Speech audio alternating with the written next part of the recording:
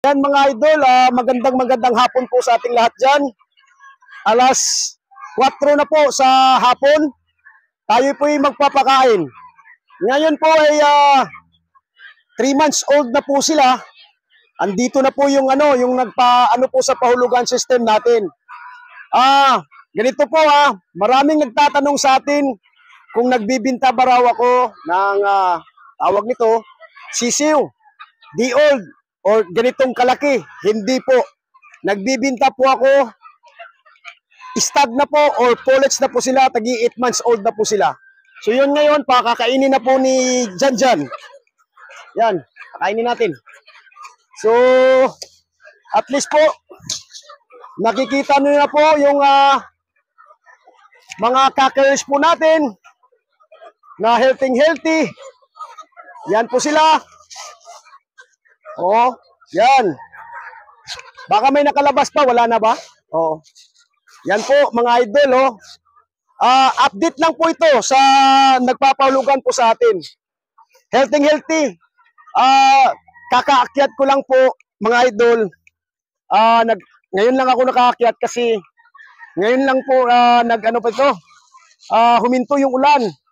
Grabe talaga ang ulan dito sa amin. Kunin yung takip.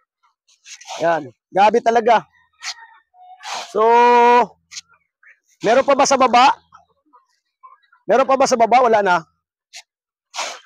Yan, andito na po sila.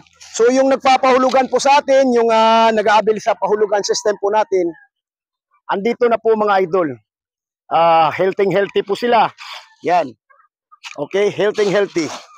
So, ngayon, bukas, start na po ako magbibigay ng vitamina ng 3 months pataas para mag-molt na po sila. Yun, yung vitamina na strong na pwede kaya na nila. So, yan, magdandahan na po sila pag-molt. So, malalagas na po yung mga buntot po nila. So, para yung kapalit nun, yung pang-stag na talaga. Yan. Okay. Grabe talaga, Healthy po sila. Dami po ng po natin. Tawag nito. Mga crackers po natin na mga male, baby stags at saka pullets. Yan. So yung nag-aabil po sa atin ng pahulugan system, dito na po. Maraming salamat po talaga sa tiwala nyo sa akin, sa pagtatrust. Almost 2 years na po ako. Since 2022 po tayo nag-uumpisa. So, andito na po yung po natin.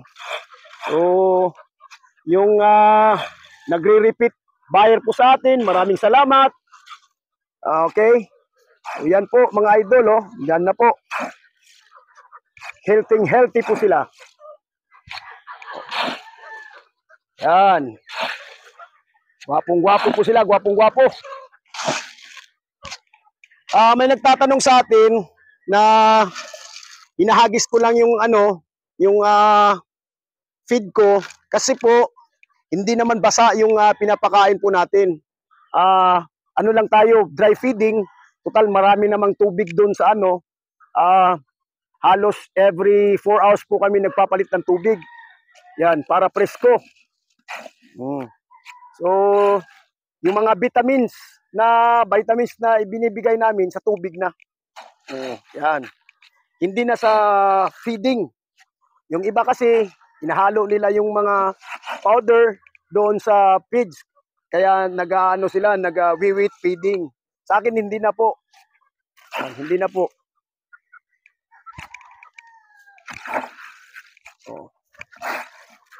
Ito, mga 300 plus. Kasama na po yung yung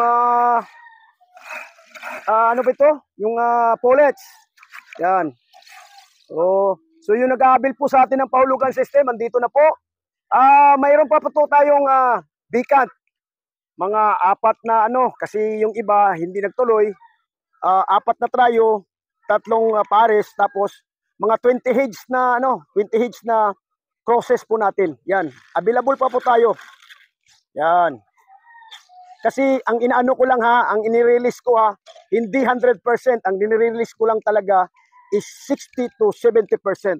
Kasi para at least makapagbigay po ako talaga ng mga mainam, super po na mga stag, super na mga broad stags, yan. Yun po ang ano po natin. Yan, mga idol.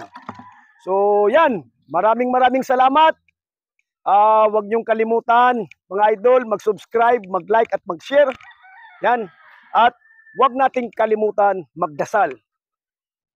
Mag-ingat po tayo. Yan, mga idol. Dasal po talaga tayo.